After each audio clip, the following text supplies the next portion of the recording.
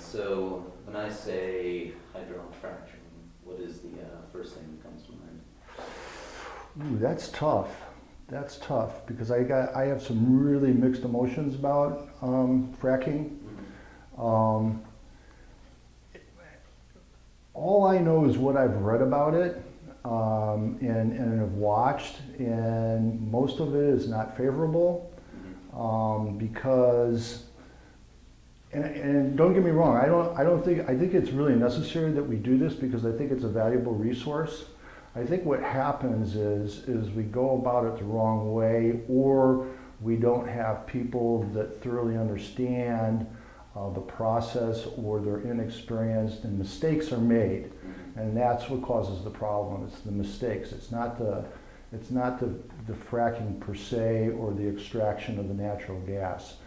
And there's been several occasions where there have been mistakes made, either in drilling or in storing of the fracking material once it comes out of the ground, leakages and things like that. So I don't know if that answers your question, but yeah. So one of the biggest concerns people have about fracking, especially those who are immediately affected by it, are one, can it be done safely and correctly, and two, that the water resources, either above ground or below ground, will be contaminated. So any insight? Well, it doesn't affect me because I get my drinking water from the city, but I know people who live in the country who rely on well water for their drinking water. And on a personal note, my sister and her husband have a cottage up in the northern part of Michigan, and they rely on a well. Michigan is a depressed area, and Michigan also sits on a huge resource of natural gas in shale. I asked my sister about it, and she says, well, it really scares me because even though I don't want it on my property, my neighbor, who is in need of funds, is readily available to go ahead and offer up his property to frack, and I'm afraid, she says, that it's going to affect me that way. So I don't know if I answered your question, but I think it is a concern. Again, I'm not an engineer and I don't know a whole lot about it. It's just what I've read. Yeah. There's really also been a lot of controversy that the chemicals used in the fracking process have not been disclosed by the companies, or at least knowingly. Do you know of any of these chemicals, or how? You know, I don't know. I know there is a cocktail of chemicals that they use in the fracking process. I've also read that there is a mixture of up to, and a lot of opponents say, oh, they use 160 different chemicals in the fracking process. That's not true. I know that that's not true. They use a combination of different chemicals. There's a combination of 160 they could use. They don't use 160. But they're not disclosed because apparently it's some sort of privacy infringement on these companies that use this, because they say if we tell everybody what we use, then other people are going to use it, and then it's not a secret anymore. I know that chemicals have to be used in order to extract this gas. My concern, teaching environmental science, is once we get those chemicals out, what do we do with them? How do we store them? How do we dispose of them? How do we break them down? Do we reuse them? Things like that. So, I don't know. Yeah, it's interesting. Through some of the research I've done, deep buried within, from the EPA's website onto another one. It has been published. Oh, okay. The list of chemicals, which is interesting. There's 29, okay, I believe, but some of them are toxic. And that is definitely an issue. How do we dispose of those chemicals? Sort of going hand in hand with that, also there's sort of an impression that there's not a whole lot of regulation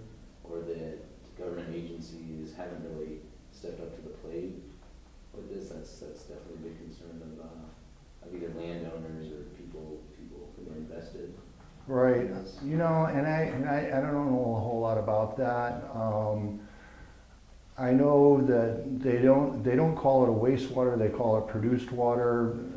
They get around some laws by calling it produced water, and that's how they can store it. I don't know where they store it at. I don't know how they process the chemicals once they get done with them. And that's a concern because some places, I've seen pictures where the chemicals are stored in open pits. Yeah. And I don't think that, again, mistakes can be made, and then we have contamination of soil and groundwater and things like that. And that's a concern. I think if everything is done safely, and they can prove that it's done safely, then it's a process that we need to really actively look at. I'm not totally opposed against fracking. I'm just thinking that we've really got to watch what we're doing. So. Yeah, and finally, definitely areas like small towns that are either economically depressed and are really sort of falling on hard times.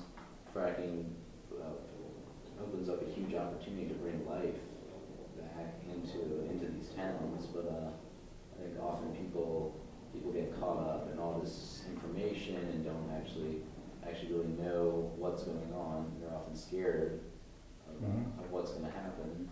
Do you think that's really probably what's holding fracking back? Is this stigmatism? I think communities have to make a decision on what they're going to do. I know that, yeah, some towns are, in perfect example again, up in the northern part of Michigan, that are economically depressed. Jobs are really scarce. Factories have shut down, and people have an opportunity to, to invest in this procedure. I don't know if people are actually scared about it. I think they like to have that influx of dollars into their community. I guess what I'm concerned about is once they move into an area and they put all these dollars into this area, what happens when it's done? We've got all this infrastructure put in, and then they've extracted everything that they need to extract, and then they leave. I don't know what the responsibility of these companies are to the community after everything's over with. I don't know. Yeah. That is interesting. There's definitely royalty checks for the individual people, but for the town itself, that's definitely something to be considered. Yeah. Yeah. Thanks so much. All right. No, and I appreciate your paper. I enjoyed reading it, and I talked to your teacher about it, and I think you did a fine job on it. Thanks. Okay. Very good.